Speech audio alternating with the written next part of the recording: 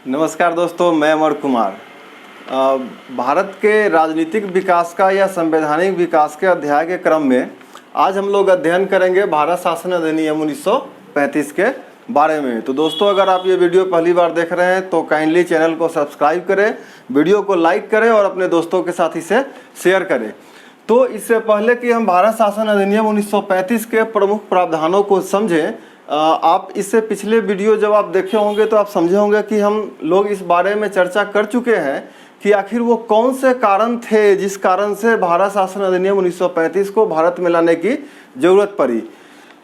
तो जो प्रमुख कारणों में थे वो साइमन कमीशन का आना, उसमें किसी भारतीय का न होना, उसका विरोध होना, नेहरू रिपोर्ट आना, नेहरू रिपोर्ट के बाद जो 3 गोलमेज सम्मेलन 1930, 31, 32 में हुआ था, और मूलतः 1932 का जो आखिरी गोलमेज सम्मेलन था उसका जो व्हाइट पेपर जो उस पर जारी की गई थी, जिसमें ये बताया गया कि क्यों भारत शासन अधिनियम 1935 का आना आवश्यक है और भारत शासन अधिनियम 1935 आज भी भारत में क्यों आवश्यक है।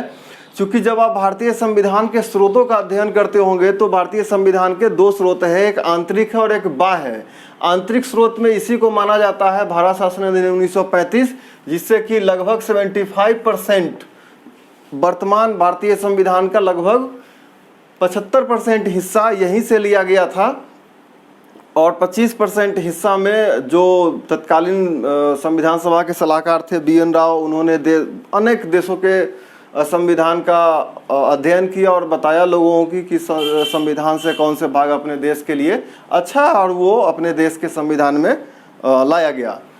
तो इससे पहले कि हम 1935 के भारत शासन अधिनियम को स्टार्ट करें, इस अधिनियम के बारे में तत्कालीन समय में जब ये आया तो उस समय अपने देश में जो कुछ स्वतंत्रता सेनानी कह लें या जो बौद्धिक तौर पे मजबूत लोग थे, उन्होंने इसके बारे में कुछ कोटेशन बोले थे। तो मैं उस कोटेशन को पढ़ के आपको सुना देता हूँ, साथ में उन व्यक्ति का नाम भी।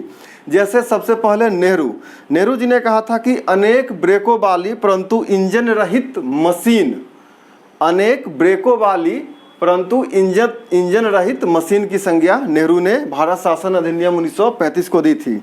उसके बाद एक और जो विशेषज्ञ थे उस समय या बौद्धिक तौर पे जो उस समय अपने देश में कार्य कर रहे थे, मदन मोहन मालवीय, पंडित मदन मोहन मालवीय, उन्होंने कहा था कि बाह्य रूप से जनतंत्रवादी एवं अंदर से खोखला। इसके बाद एक और उस समय के बौद्धिक व्यक्ति थे C राजगोपालाचारी, उन्होंने इसे कहा था कि द्वैध शासन प्रणाली से भी बुरा।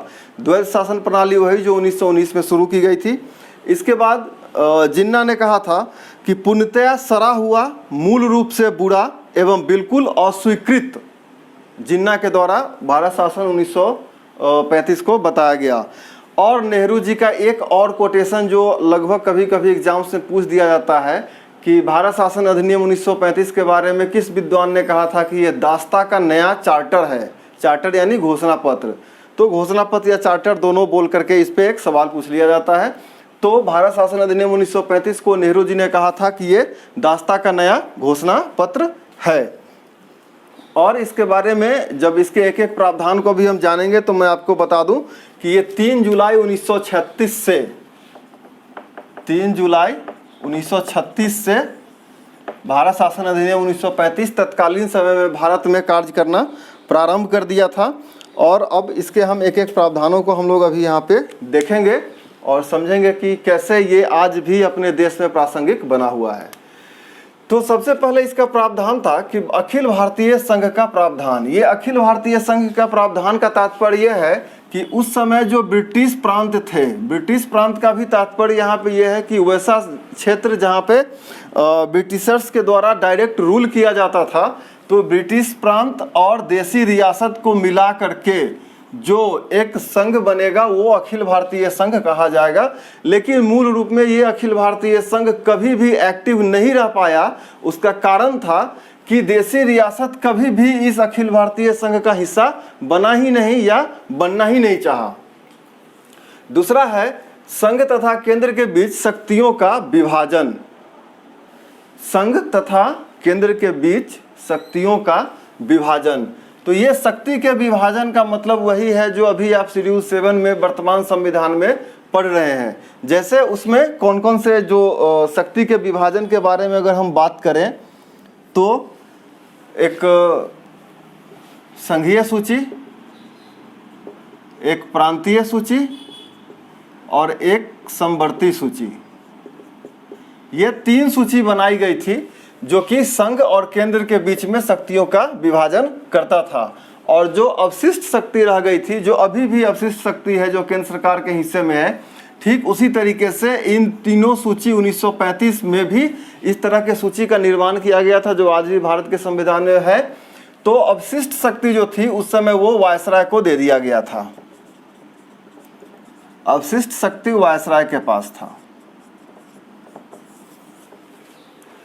ठीक है, आते हैं अगले इंपॉर्टेंट इशू के ऊपर। 1919 का प्रांतीय द्वैध शासन केंद्र में लागू किया गया।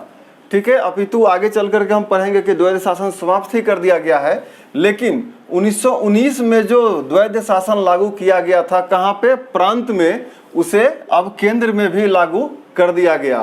तो 1919 के प्रांतीय द्वैध शासन की क्या मूल विशेषताएं थी, इसके लिए आप 1919 का जो इससे पीछे का वीडियो है उसे आप देख सकते हैं।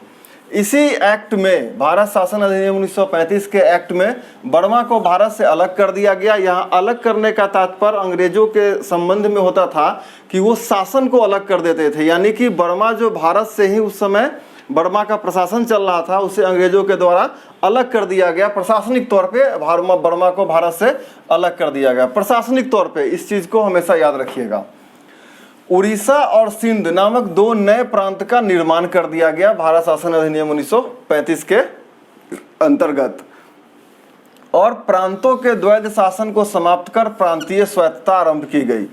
तो ये प्रांतों का द्वैध शासन समाप्त करने का मतलब 1919 का जो प्रांतों का द्वैध शासन आरंभ किया गया था, यहाँ उसको समाप्त कर प्रांतीय स्वायत्तता या इसे प्रांतीय स्वशासन भी आप कह सकते हैं। प्रांतीय स्वशासन या स्वायत्तता का तात्पर्य है इसे समाप्त करने के बाद कि प्रांतों को कुछ मामले वो कौन से थे, प्रांतीय और समवर्ती सूची पे कानून बनाने का अधिकार दे दिया गया। तो द्वैध शासन को यहाँ पे समाप्त कर दिया गया और प्रांतीय स्वशासन या स्वायत्तता शुरू कर दी गई। नेक्स्ट इसके इंपॉर्टेंट फीचर है कि प्रांतीय विधानमंडल का विस्तार किया गया और 11 विधानमंडल में से 6 विधानमंडल में 2 सदनीय व्यवस्था कर दी गई। 2 सदनीय व्यवस्था का मतलब कि एक उच्च सदन बनाया गया और एक निम्न सदन बनाया गया। जैसे कि अभी के फिलहाल में आप राज्यसभा और लोकसभा को जानते हैं, तो उसी तरीका से 2 सदनीय व्यवस्था प्रांतीय विधानमंडल के विस्तार करके, जिसमें से 11 विधानमंडल में से 6 विधानमंडल में 2 सदनीय व्यवस्था आरंभ कर दी गई। नेक्स्ट है मताधिकार का विस्तार। इसे याद रखिएगा क्योंकि इसी भारत शासन अधिनियम 1935 को सांप्रदायिक निर्वाचन का जनक भी कहा जाता है। तो भारत शासन अधिनियम 1935 में मताधिकार के विस्तार को करते हुए सांप्रदायिक कम्युनल निर्वाचन को बढ़ा करके दलित, महिला और मजदूर वर्ग तक बढ़ा दिया गया। इससे पहले ये सीमित था, लेकिन इसे बढ़ा करके दलित, महिला और मजदूर वर्ग तक कर दिया गया।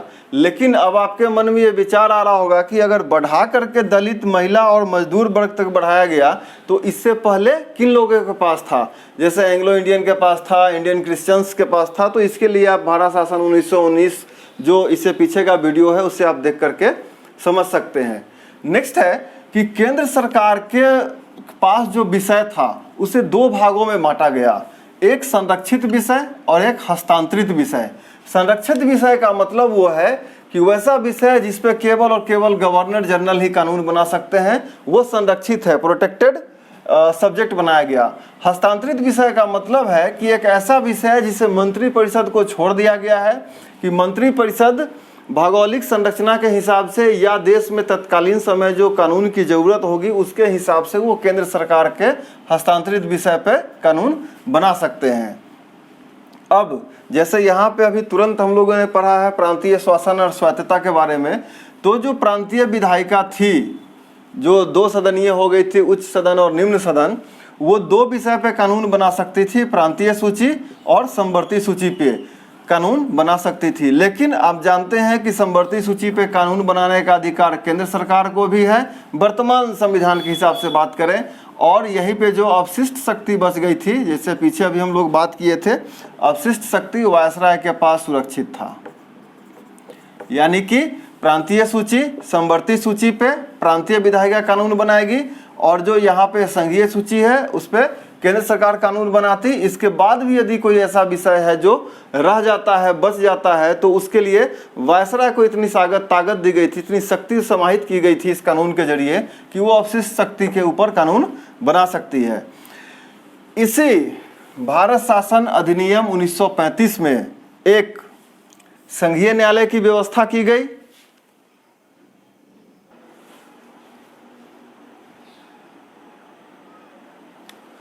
संघीय न्यायालय के साथ ही जैसा कि भारत शासन अधिनियम 1935 में एक संघीय न्यायालय की स्थापना की गई। संघीय न्यायालय में कोई भी मामला यदि जाता था तो वो फाइनल नहीं है। संघीय न्यायालय के ऊपर भी प्रीवी काउंसिल थी, जहाँ पे अभी भी आप अपने डिसीजन को यहाँ से अगर आप सहमत नहीं है संघीय न्यायालय से, तो प्रीवी काउंसिल में भी जाकर डिसीजन को बदला जा सकता था। इसी भारत शासन अधिनियम 1935 में एक केंद्रीय बैंक की स्थापना की गई, जिसे आप RBI के नाम से आज भी जानते हैं, रिजर्व बैंक ऑफ इंडिया के नाम से। इसी भारत शासन अधिनियम में लोक सेवा आयोग का गठन किया गया। लोक सेवा आयोग का गठन यानी कि सिविल सेवकों के भर्ती के लिए लोक सेवा आयोग का गठन, प्रांतीय सेवा आयोग जिसे आप स्टेट PCS के नाम से आज जानते हैं, और संयुक्त सेवा आयोग यानी कि 2 या उससे अधिक राज्यों के लिए मिला करके अगर प्रांतीय सेवा आयोग चाहे तो उसकी गठन हो सकती थी। तो भारत शासन अधिनियम 1935 जो कि 3 जुलाई 1936 से भारत में तत्कालीन समय में लागू थी, और इसमें लगभग 311 अनुच्छेद थे उस समय। कितने अनुच्छेद थे? 311 अनुच्छेद, और अनुसूची उस समय उसमें 10 थी।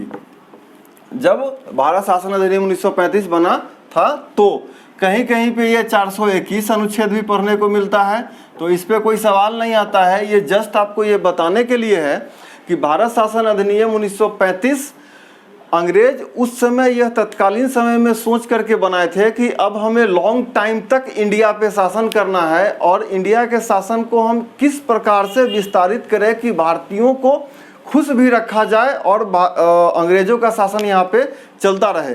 तो उस नज़रिए से भारत शासन अधिनियम 1935 का निर्माण किया गया था। लेकिन आप जानते हैं कि 1919 से लेकर के 1935 तक अपने देश में बहुत सारी ऐसी घटनाएं घटी थी, जिसके कारण कि अंग्रेज को भारत शासन 1935 लाने पे मजबूर होना पड़ा। तो 1935 से 1947 के बीच में अगर 1-2 बैठक और वार्ताओं को छोड़ दें तो इसके बाद सीधा भारत स्वतंत्रता अधिनियम 1947 हम लोगों को पढ़ना है, और वो हमारा भारत के संवैधानिक विकास का एक आखिरी चैप्टर बच जाता है। उसके बाद हम लोग शेड्यूल और जो भी संविधान के प्रमुख प्रावधान होंगे या जो भी चैप्टर्स होंगे उसको हम लोग देखेंगे।